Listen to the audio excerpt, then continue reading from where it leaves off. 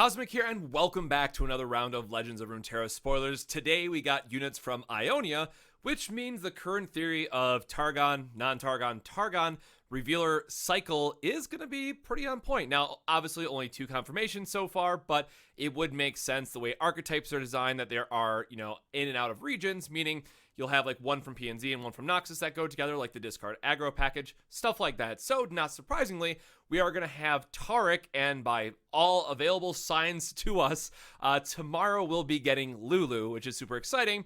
So that'll kind of round out this support archetype. So today we got some new cards. I'm super excited to talk about them because at kind of first glance, they might not look all that special or impressive. But then once you really start getting into more of the deck building aspects, there's quite a lot that they're doing. And I'm just going to go in order for how I wanted to talk about them, with saving like the most interesting one for last, in my opinion. But we're going to start off with Young Witch. So it's a 2-cost, 1/1 elusive, which is already great. So obviously elusive just being a strong base ability to have, because it means it just won't often be blocked in combat. But again, support, right? So as yesterday's spoilers have kind of led us up to, or the last 2 days of spoilers, I should say, we're going to have a support archetype. So give my support ally quick attack, which is, again, it's going to hit first, and give it +1. So this card has a lot going on for it, but it's pretty straightforward, right? So it's a 1/1, which might not be impressive stat-wise, but it does come down on 2, and that's okay because it has elusive. So again, as I mentioned, it's not going to be blocked often at all in combat, but it's still going to die to like Vile Feast, Withering Wail, right? There's a lot of ways to have the damage to clean this up off the board, or, just about literally any unit with Challenger will also clean this up very quickly. So for at least from that aspect, it does have the counterplay to it, right? But, we've seen with Legion Drummer that's used in the Freljord Noxus deck, quick attack is very strong. So, if this was, more difficult to engage with in combat than Legion Drummer, just having that quick attack is already somewhat of a bonus. However, this goes even one step further by giving it +1 attack, right? If you've been playing Runeterra for any amount of time, not too long, you realize things like Radiant Strike can be very, very strong just by giving you that 1 attack and 1 HP to kind of give you that like extra bump in damage that you need. Or again, Ranger's Resolve gives you that tough, so being able to absorb 1 extra damage and make sure your unit sticks around have been very strong. So, it really goes to show that as you're building up this card and the individual pieces, it might not seem all that amazing, but once you really start to put it all together, it's kind of insane. And I really like this too so obviously outside of how good it is at the support role, it's nice just that it has a chance to stick around. So the support archetype itself seems like it's just going to be a you want to curve out type of deck. So the fact that this is going to be a little bit more sticky on the board just because it can't easily die in combat, it's going to put you out ahead on making sure you have enough supports units on the board. Now again, in terms of what else is it really doing, right? You might say, okay, well, it can go with elusives and give them 1 more attack, right? But in a lot of instances, you might not need that quick attack because they're all elusive anyways. So I'm going to wait and see kind of what else this does. I know a lot of people are saying Fiora, or if you just want to have Shen to make sure that whatever he's swinging into, he's likely to not take damage, because then he gives barrier to the next target. So you don't care about, Shen taking that a little bit of hit if he does. It's interesting how this is going to all kind of devolve into other synergies that this is going to go with. So I think there's going to be a lot more of unexplored areas. So I look forward to that. But again, in terms of like what it does and the value that it's going to be adding to decks, it's about as straightforward as we can ultimately get with it. And I think overall, it's still just a nice card to have because it does give you that quick attack in Ionia, which we know that can be very strong. And has the elusive too, which if you really, again, want to go the distance, also goes well with the Targon cards that we saw over the last 2 days, because we have things like Gift of the Mountain that can buff it up, or just other, Taric shenanigans, right? To make sure that you are then later on buffing this card's attack and health up, where it still then becomes a threat on its own while giving that support to someone else. So early on, I think it's going to be a very strong card. Someone's going to find a home for this because it's just Legion Drummer, but better in a lot of cases. Now, again, Legion Drummer doesn't die to like Withering Wail or Vile Feast. Legion Drummer's in Noxus, where you don't have to take Ionia. So this is kind of the one giant disclaimer that I'll add, is that we really need to start thinking about this game, and I think a lot of people still struggle with this, in terms of the region identities and not just, it's Magic, right? And I don't know that a lot of people come from Magic, but that's just the impression that I get where, Magic, you can generally have 3, if not 4 colored decks. I guess most of the time it's 2 in standard, depending on how good the mana pool is, right? What have you. Where you have much more flexibility in saying, okay, well, I'm going to mash these 3 different colors together, take the best pieces of each and build a deck.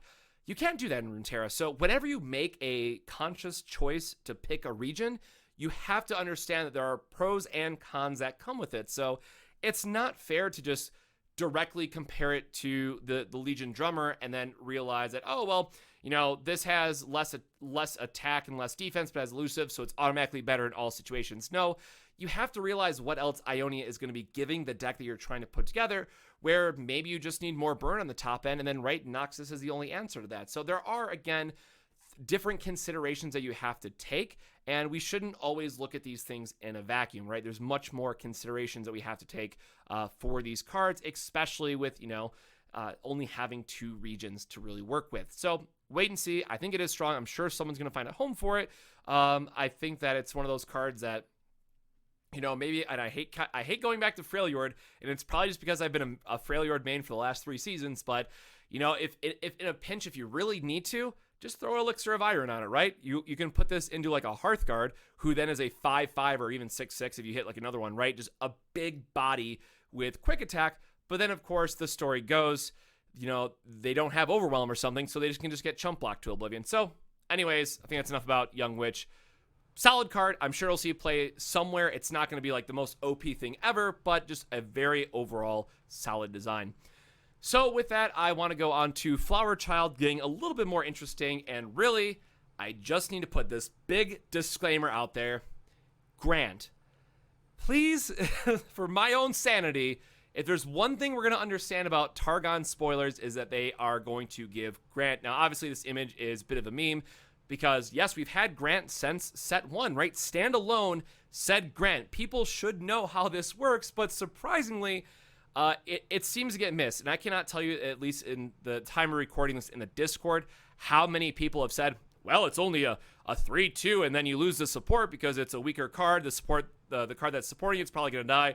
Oh, man, it goes back to a 1/2. Who really cares? Well, if you remember from my other video, Tiari is actually an insane curve for this. So now, because it's Grant, and remember, it's a permanent buff, so it's going to keep getting those stats, but now on turn 2 attack, you have a 3/4 for 1.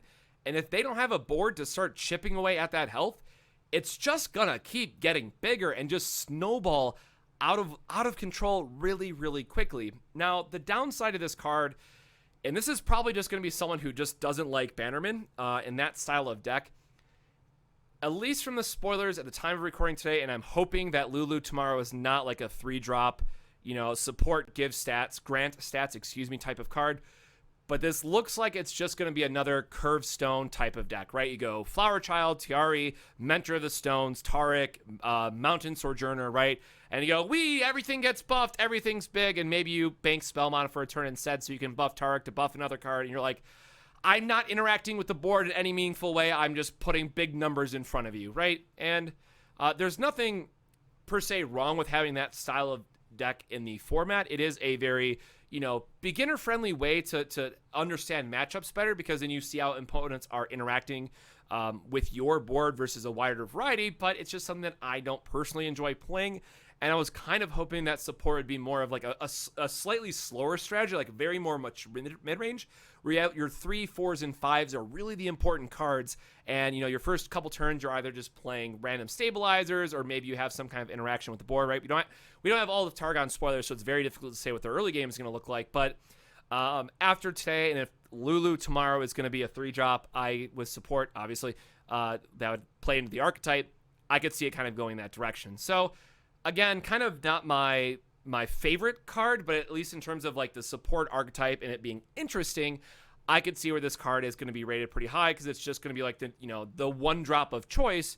Because then, keeping in mind, right, we're in Ionia, we have ways to protect with like Twin Discipline or any other wide variety of cards you have. If they have like a strong removal, you have deny, right? Ionia is a control region, so it shouldn't be hard to just have a big unit, and right, or just keep giving it barriers. right? There's a way they can just protect this over the course of the game where it becomes like the other 1/2 that we all know, right? Where you have the, barrier gets bigger every turn, right? But it's a slightly different because it's barriers you can play from your hand, protect other creatures. This says when I'm supported, so it does have to go into combat. A little bit of a different dynamic, but you can start to see how, those permanent stats really start to affect one another and grows over time. So again, this is going to be interesting because we have the more, direct archetype where it's going to be Taric, Lulu, support stuff, right? But Shen might like this too, right? And, in some cases, you could have like a doubled up Shen, Flower of the Child, and the 1/2 barrier. That these are just keep getting pumped and pumped and pumped turn after turn. So gonna have to wait and see. We need to look at Lulu's card package tomorrow to see how many more cards are interacting with this, but I have a little bit of a fear this is just going to be the new Curvestone deck, right? As the Bannerman deck has been lovingly known as or referred to, where it is just play out 1 through 5, swing on your big turns, and that's really all you're doing. And then we'll have to wait to see what the 6, 7, or 8, kind of like finisher card is, if it's not just going to be Arbiter. So that's all we have to say about that for at least now, and we'll have to see where it takes us in the upcoming days. Now, Tasty Full Folk is where it starts to get a little bit more interesting, and I just gotta say, and warning headphone users, but who hurt you? Someone just like took a big chunk out of his arm, and right, we have this guy in the back that's just like nom nom. Like, come on, man. Look at this adorable guy, and just clearly not all there. You didn't have to hurt him like that. So, a 3-drop, again, 4/2 lifesteal, and I know, again, people are gonna make those not always correct comparisons where, oh, well, it has 1 more attack than the Dreadbloom, right? So it's automatically better, always run it, gonna be the best card of all time. Why would you ever play, Dreadbloom? Well, if you're not playing Shadow Isles, you kind of can't to begin with, right? There's other considerations that you have to make. Now, that said, Ionia does want to have life gain from time to time because it is a more late game control, kind of identity. Most of the time, Ionia does suffer a little bit. It's like, you're part elusives, you're part control, you have the Yasuo, part stun.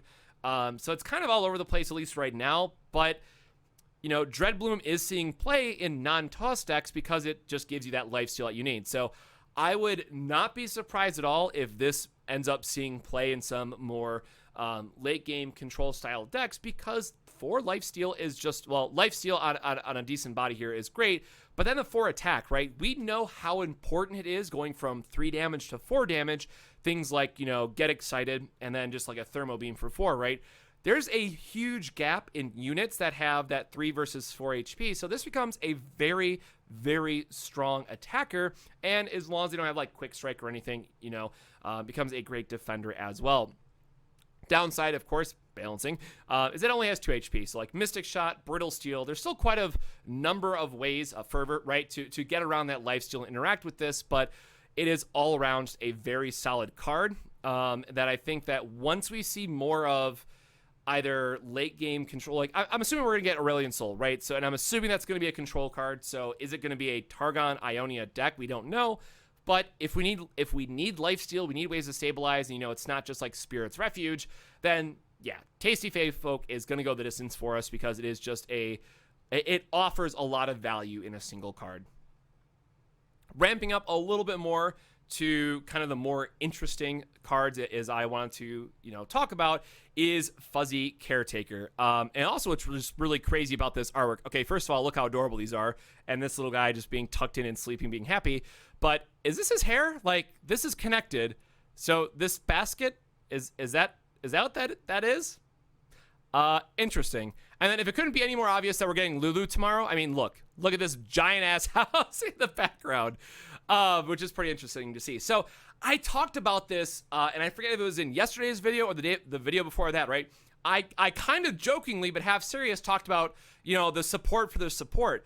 And that's exactly what this is. So when it's supported, it's going to get +3, which is super important because you want it to stick around and be beefy. But then whatever it's supporting is getting +3 attack. So again, this goes back to what is this curve really looking like? Where are we getting the stats to it?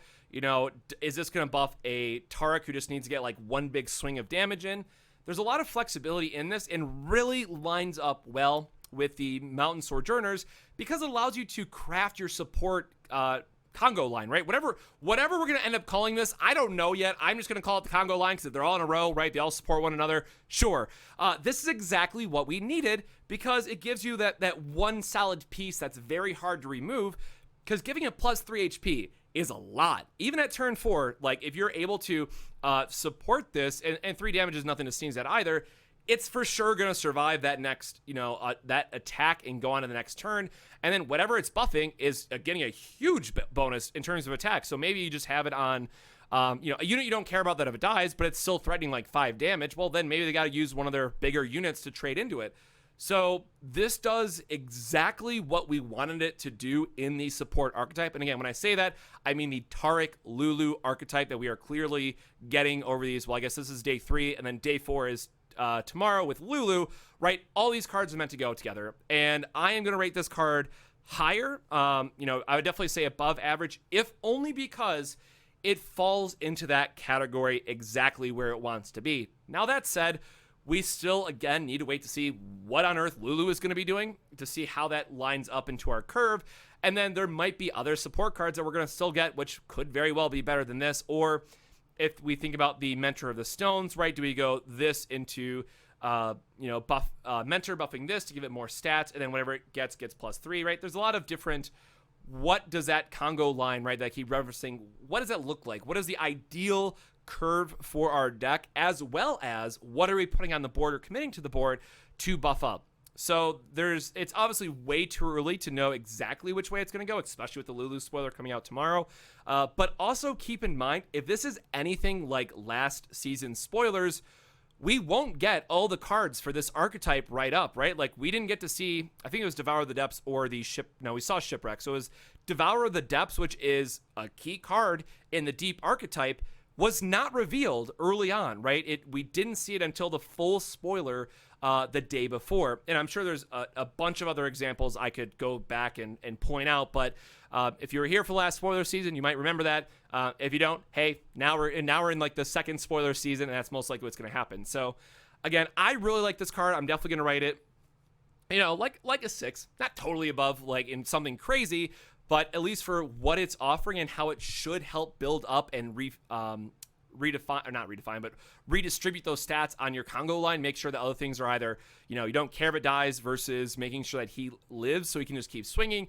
It does a lot for you. So, and also again, and keep in mind with this card itself, right? If you have a fuzzy Caretaker and then another fuzzy Caretaker, assuming that something's buffing the first one, then suddenly this is just getting a whole slew of stats, right? Because it's saying when it's supported, so it's like that first clause, and then whatever it's supporting is getting the plus 3. So it just creates this line of stats that go down, and then with Mountain Sojourner, right, because you have all those support chains lining on top of it, now they're all getting like plus 2 as you're going down. So one of the key things that I see that's going to be difficult for this is like, how do you protect that the front end of your line, which is most likely going to be those Sojourners, right? Because you need that ability to keep chain down the road. So, is it Twin Discipline, or are you just going to have to rely on the Targon spells that gives a permanent plus 3? This is what I'm trying to talk about in terms of like the overall design and how this is going to all blend together. And I think tomorrow we're going to have a lot of those answers. So we're going to have to kind of wait and see which direction this ultimately goes in.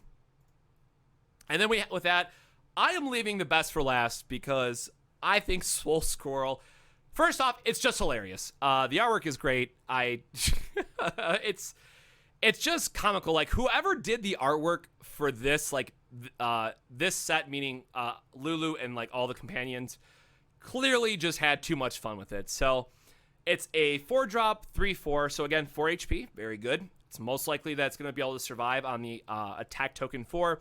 Strike, double my power. So we have a card that is just saying, listen up, we want to combo with this. And there's a lot of, it might end up just being memed here, right? I'm not saying that this is groundbreaking anything, but as I mentioned up front, I wanted to save the most interesting card, in my opinion, for last because of all the different things it has enabled to, right? So first off, let's acknowledge Strike, right? So that's going to be anything like the Concerted Strike, Single Combat, Draven's Whirling Axe, whatever it's called again. All cards of that nature. So anytime it strikes, Judgment, if you want to live the dream, you get to double its power.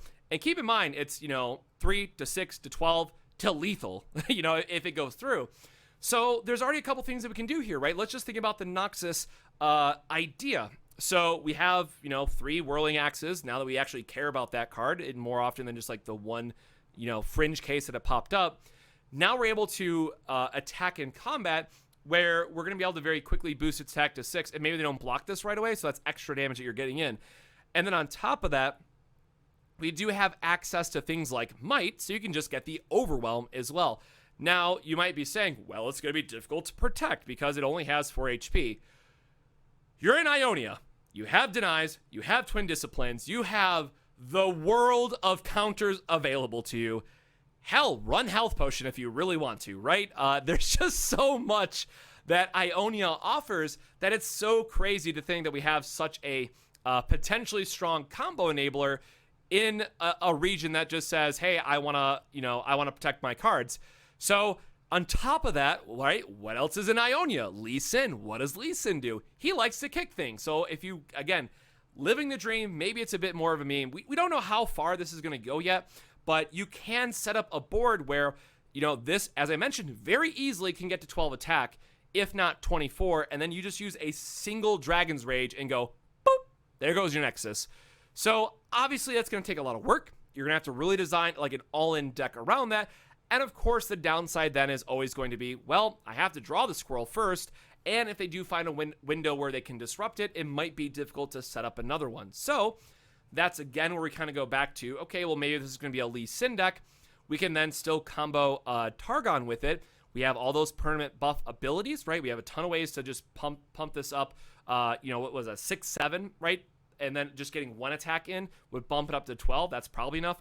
And then Targon also gives us Spell Shield. So again, I don't know if it's going to end up being Targon, if it's going to be a Noxus Splash, Demacia, right, for Seal and Combat's Concerted Strikes, things like that. Back-to-back is even good. There is so much potential with this card. I'm going to be really upset if we don't find a meme video for it eventually somewhere in the set. So at the end, I think that I would rate this just average, right? Like just kind of middle of the road because there's so many more cards that we have to go through. But I do acknowledge that even if it is living the dream, and maybe if it is, magical Christmas land, meme dreams coming together, I really like this card. I want it to see play in just some kind of crazy list, and I think it can be decent. Again, could be totally wrong at the end of the day, but I really love these more like all-in, try to find like the combo synergy decks, and this is exactly what that screams. So I'm looking forward to it overall. So with that, we have our list of spoilers from today. Again, I'm going to be doing videos every single day that we have spoilers kind of leading up to it, and I'm still streaming Monday through Friday at 8:30 p.m. Eastern, so at the Cosmics Plays that's up there in the corner. If you want to see more of like the standard meta, I'm ranked to top 200 right now, or just outside of top 200. I forget. Very close, though. So if you want to watch me climb to top 100 again, obviously Twitch is the best place to find it. I've just been using Deep because, unfortunately, this late in the meta, we really aren't going to see a lot of developments. There's been like a couple decks that have come in and out that are like solid, almost tier 1, but still very, very solid tier 2, just because they lose out on so many things. Like Ash Sejuani still is holding down a lot of decks that could be good.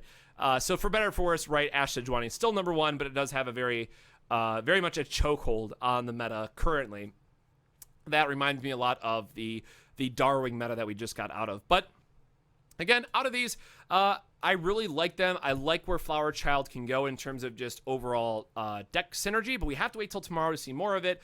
But I think just like all these together in terms of like which one's gonna most likely have the most flexibility to it and see it getting brought in and out of the most decks, it's probably gonna be Young Witch, right? Like just getting all of that stats onto one card and then just making sure that it's going to be, almost unkillable, in combat, and still giving something +1 a quick attack. That's just a very, very strong effect. So maybe we just give it to something that has free Overwhelm, right? And then we give it the plus damage, so it has quick attack, and then it has natural Overwhelm. That's going to be really strong as well. Again, thinking back to the elusive side of things, or the Freljord side of things, it could be elusive, or maybe the, Ursine something. The transform, dude, everything that has 5 power or more gets Overwhelm, right? You just build a 5 power deck, give stuff Overwhelm, and then you can give your quick attack to the Earth sign so you don't actually lose that buff to give your units Overwhelm. So a lot of creativity that I think that can go into a very playable card, and I'm really looking forward to seeing which way that goes. So with that, it's another video wrapped up for Daily Spoilers. We'll be back tomorrow with more. Well, I guess it's Lulu, right? There's no surprise now. It's Lulu champion reveal, and of course, we'll do a video to cover that as well. So if you enjoy these videos, please make sure to drop a subscribe. That helps me out a ton, as well as a like. But with that, otherwise, hopefully see you around on Twitch sometime. But other than that, be safe, drink your water, and I'll see you next time. Cheers.